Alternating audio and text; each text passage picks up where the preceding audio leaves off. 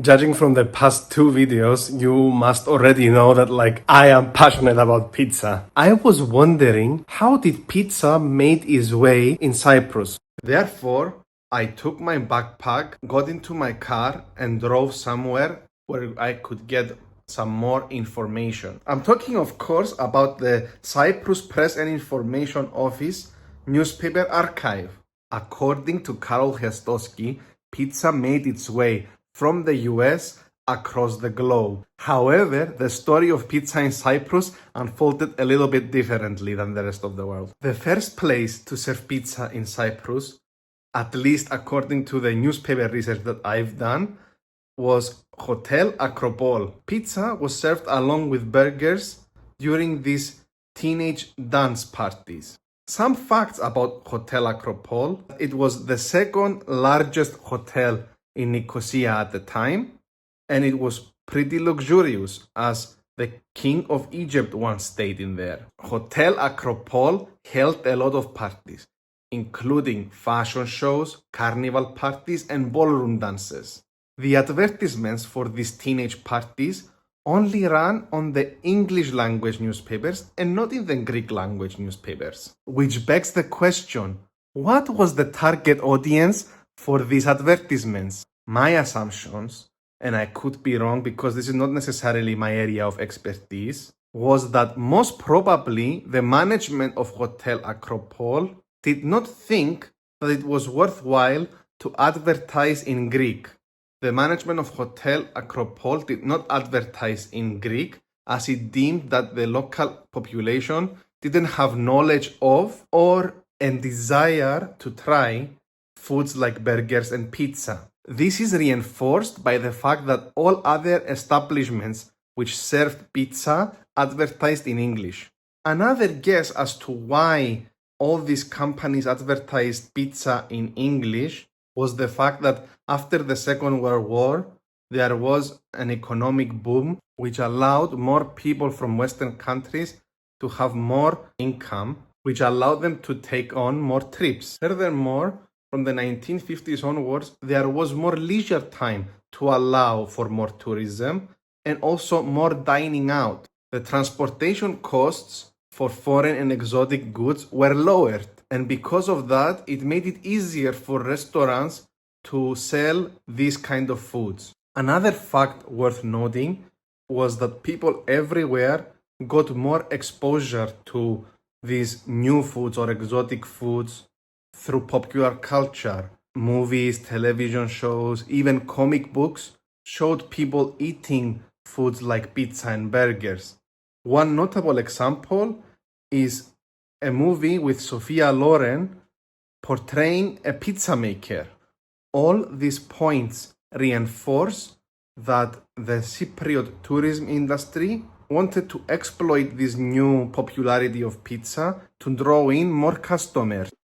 Pizza began emerging in Greek language newspapers as well, but not as frequently as in the English language newspapers. But when it was mentioned, it was not referred to as an American fast food, but rather a Neapolitan delicacy, a treat. One example is this recipe featured on the ladies' column in a Greek language newspaper. Pizza also came up in a gossip piece about the American actor Cary Grant.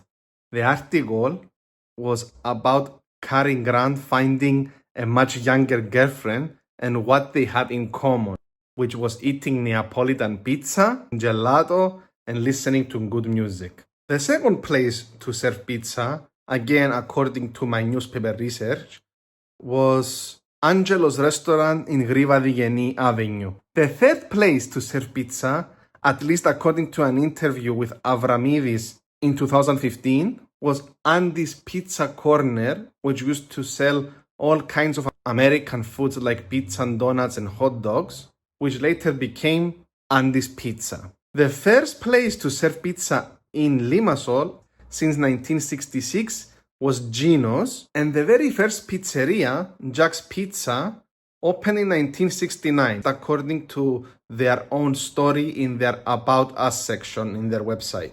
Even up until the mid-1970s, Most places that sold pizza were either hotels, restaurants, or cafes. There were actually very few pizzerias. So we know where the first pizza was actually sold. But was the first place that pizza was eaten the same? Actually, no. The very first place where pizza was consumed was at the house of Mr. Arthur Mell. The Mell family hosted a pizza and Japanese music party in 1958. I tried researching the Mells, but with no luck. One assumption about the Mells was that they were probably of British or some other English heritage, because Arthur and one of his sons, Donald, had names who were not stereotypically Greek or Turkish. And another tidbit that I found about the Mells was that they really loved throwing parties. The sons of the Mells hosted a backwards party where the guests greeted each other with goodbye and had dessert first, and on their way out of the party they exchanged hellos. So what did this little video really tell us about the history of pizza in Cyprus? That pizza in Cyprus has a way more complicated history than rather being a fast food that was imported from the US. At first, it was a luxury food eaten in private parties, hotels, restaurants, and cafes. These locations were out of reach for the majority of Cypriots at the time, both geographically and financially speaking. Pizza gradually did make appearances in Greek newspapers during the 60s and 70s, however, it did so sporadically. And when it was mentioned, instead of being referred to as an American fast food item, they were referred to as Neapolitan treats. And this was the history of pizza in Cyprus. If you really enjoyed watching this video, please consider liking, subscribing, sharing or commenting on this video. Bye!